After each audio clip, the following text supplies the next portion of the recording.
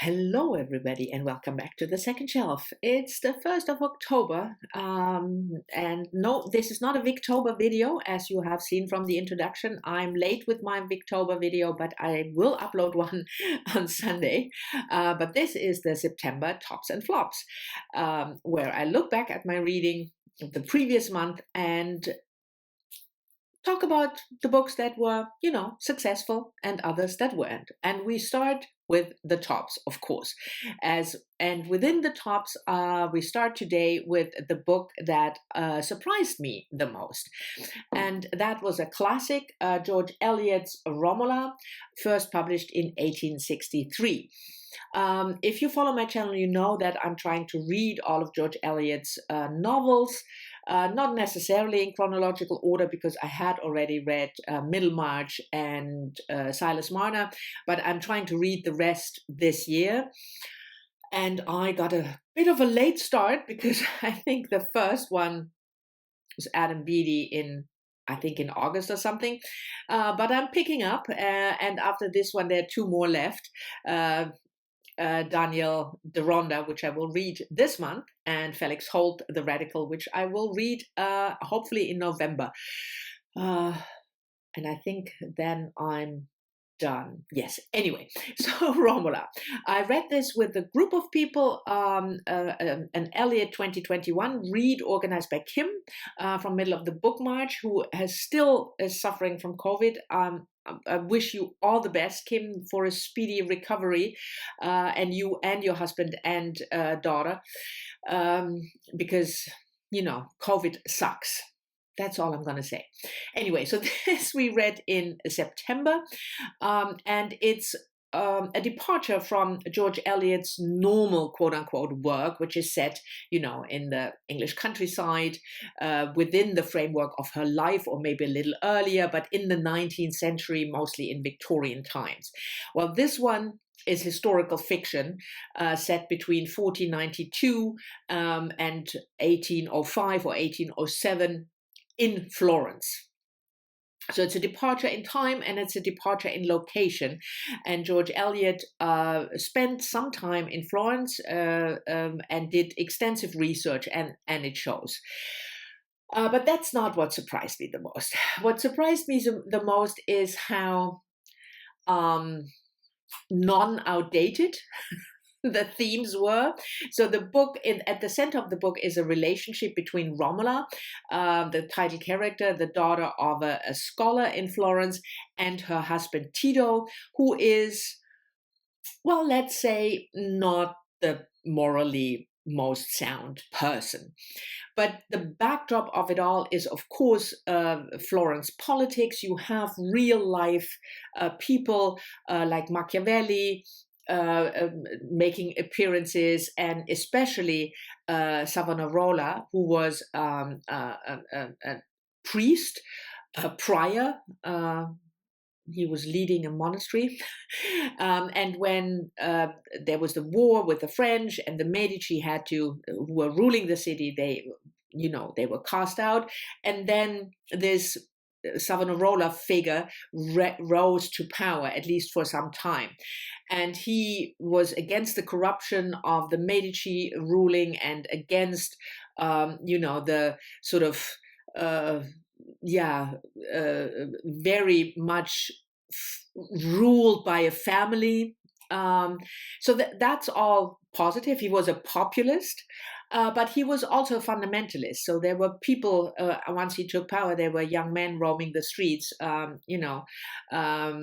controlling, especially women, whether they were wearing the right thing. I mean, that sounds familiar, doesn't it? But also the populist attitude.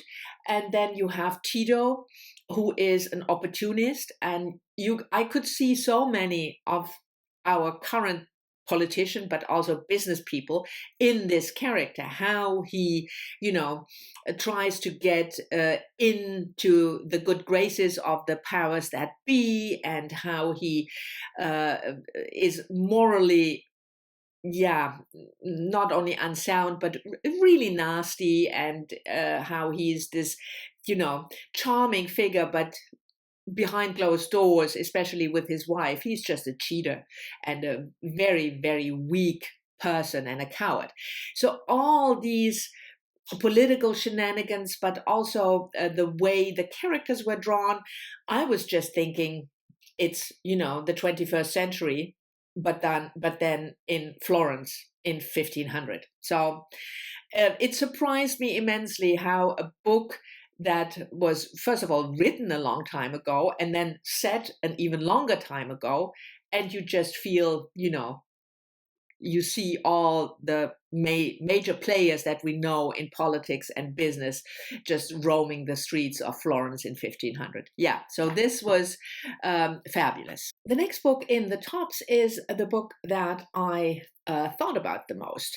And that is a crime novel that I read for a mid-year mystery madness, which was in September. So sort of, you all know Mystery Madness, March Mystery Madness, where we read mystery books if we are so inclined. And the organizers did a sort of a mid-year something in September. So I read a couple of mysteries, and one is a whole lot of introduction here. You just want to know which book it is.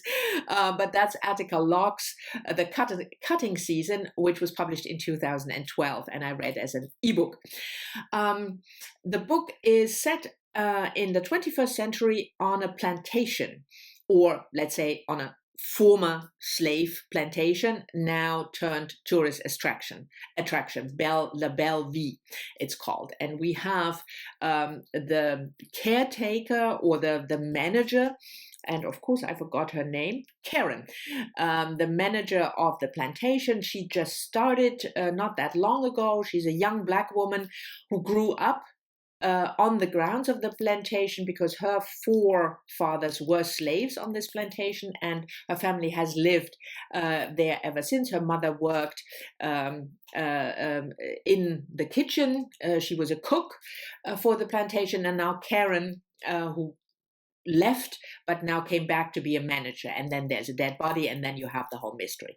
That's not why I thought about the book a lot, and I didn't even think it was that fantastic of a mystery. But what really kept me thinking is this idea. I tried to wrap my head around it, this idea that you have a plantation, so where where slaves were kept and killed, and now this is a tourist attraction, and people would come, not so much, I mean, there is also school classes that come, to get a sort of history lesson, and then Black actors would perform something, but it's all quite cheerful in a way, and there are wedding ceremonies organized, people get married there and have a party there. You can hear from my voice that, and that's sort of, I found that so weird, this idea. I mean, I would certainly, of course, think it's a good historical landmark, quote unquote, not in the positive sense, but in the sense that you can learn something. You can see the quarters where the slaves were kept. You can see the plantation, that you make a sort of a memorial museum out of it. That part I can understand. But the part that you would actually go there to party.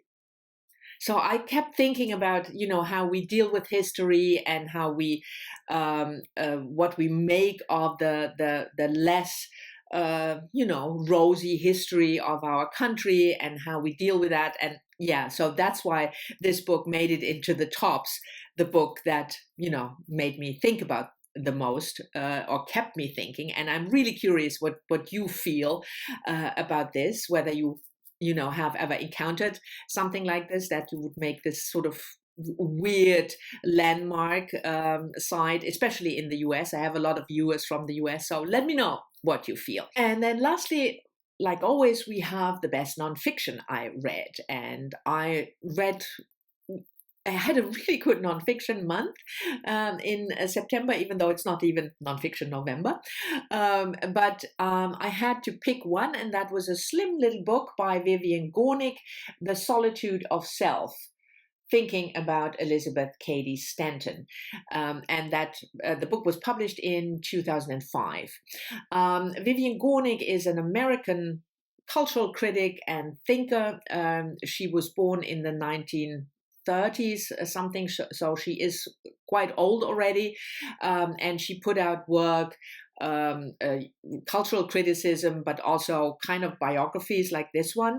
And I rediscovered Vivian Gornick, I think 2 years ago, or 2 years ago, because somebody, a friend of mine, gave me a book of hers, The Odd Woman and the City, for my birthday. And I had read some of Vivian Gornick's work long time ago in German, and now I started to read her work in English. And I discovered this one, and that it is obviously about Elizabeth Stanton, the feminist, early feminist, when feminism was mainly about getting the vote. So 19th century feminism, 19th century, early 20th century, because, there are countries who didn't give women the vote until the First World War. Mexico, for instance, 1953. But anyway, yes, I read a book about Mexico as well, as you know, Grieving, by Cristina Rivera Garza, translated by Sarah Booker from the Spanish, but I'm digressing. So this one is about the struggle to get the vote. And what I really liked, it's not a biography, obviously, because it's way too thin, and Stanton didn't die young, but she was what we now would call quite radical in her thinking, and that didn't make her friends in the more, middle of the road kind of feminism. We want the vote, but we also don't want to be too confrontational. Well, she was confrontational in a lot of things, and she didn't live to see women getting the vote. So even though it was a success story, but it was a success story after her death, if you will. So that I thought was really interesting, how you deal with it, that you keep on fighting for something that you feel is right, even though you will not live to see it. But also how you deal with the fact that you get so much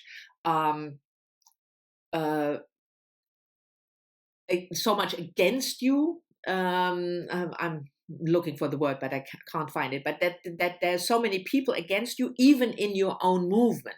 I mean, they had to fight people who were against the vote for women, one thing, but she also had to fight against people in her own feminist movement who were, like I said, less radical. And I thought that was utterly fascinating, and the way Vivian Gornick wrote it, told that story in particular with some, personal ruminations. Yeah, I thought it was an excellent little book. If you're interested in Elizabeth Stanton, go ahead and read this one. So this is it for the tops part, and now the part you are all waiting for. Brian, you're just watching this video for the flops, so let's get on to the flops. I have two flops as always, and neither of them is, like horrible. So there will be no rant, but they were disappointments nevertheless. And as always, or often with flops, please beware, there will be spoilers for both books. So if you are interested in reading the books and don't want to be spoiled, don't watch this. Watch this, but only after you read the book. The first one I read for the BookTube Prize, and that is Akwaeke Emezi, The Death of Vivek Oji, which was published 2020. The winner of the BookTube Prize will be announced tomorrow, Saturday, 4 p.m. That time there in, the West Coast or something. Well, look at the YouTube channel, you will find it. But the judging has been closed yesterday, so I think I'm allowed to talk about one book. And yes, spoiler alert, because it's in my flops, you can already gather that I didn't rank this book number one. Anyway, but Akwaeke Emezi is a Nigerian author, and you might remember if you follow me for a long time, you might remember that I really loved their previous book, Freshwater. I thought that was brilliant, about a coming-of-age story from the Nigerian youth until, in the US, and it combined modern storytelling with Nigerian lore in a really, really engaging and new way. I was looking forward to this one, but I also had doubts because quite some people who also really loved Freshwater didn't like this one.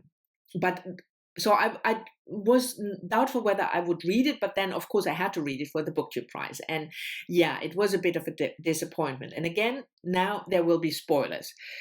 Obviously, the main character, Vivek, is dead. That's when the book opens. His body is found by his parents on the porch of the house.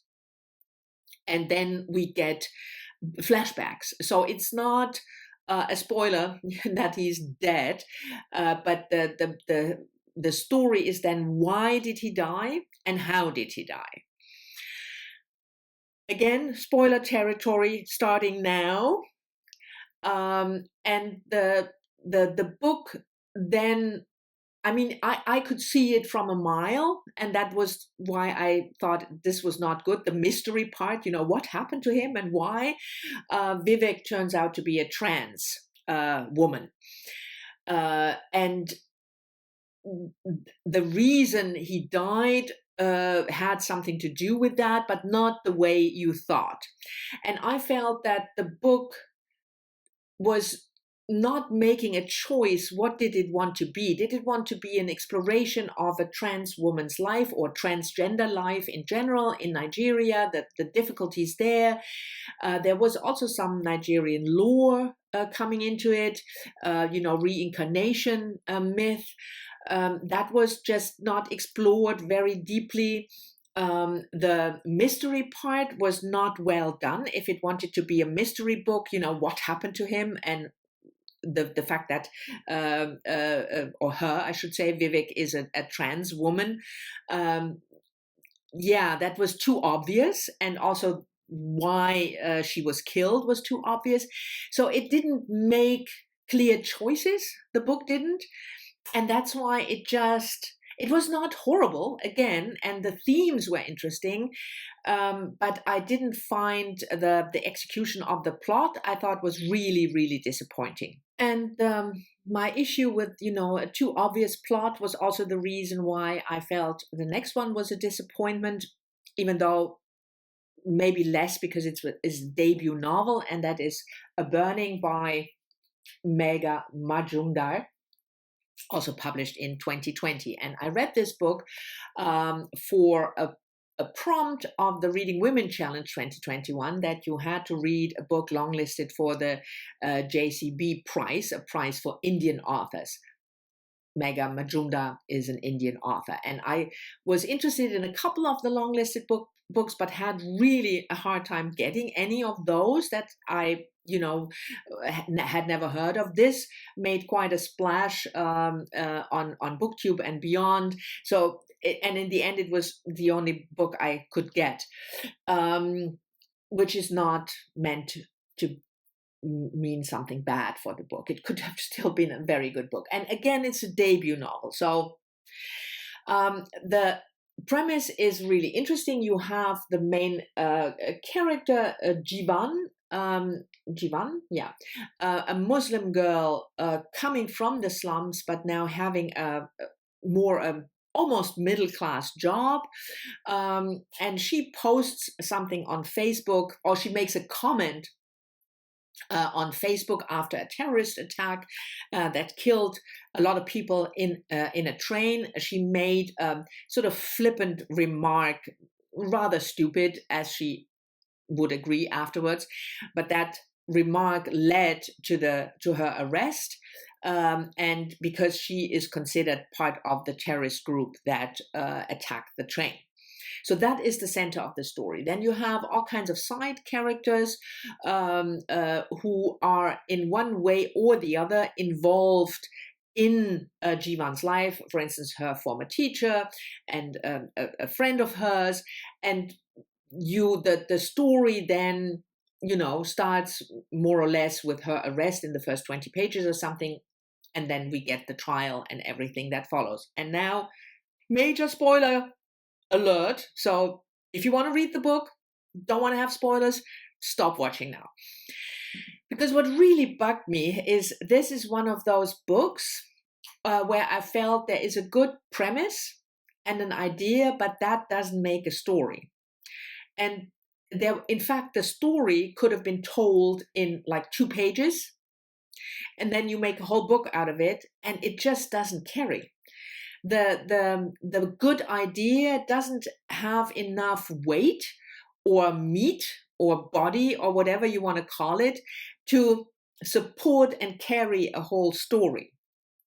So I felt that first of all, what is going to happen with the main character Jivan, but also with the other characters, or what they will do and why they are important. Especially the teacher character was really cliched, I felt. But in a way, this book was, I could have read like the first 20 pages and the last 20 pages, and in a way I wouldn't have missed anything in the middle. And that is a pity, because the premise was very good, but then I felt there was not enough done with it to really, maybe it would have been an excellent short story, but it was certainly not enough to make a novel.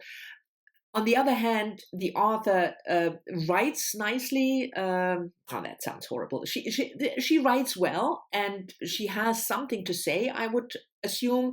So I think maybe it was just, the debut, and the second book by this author will be fabulous. But this just disappointed me. In a similar way as the Vivek Oji disappointed me. So those were my September tops and flops. I hope you've enjoyed it. Thank you very much for watching. As always, I'm looking forward to your comments. I'm behind again. What else is new? I will try to catch up with answering the comments this weekend. And I'll see you all soon in the next one.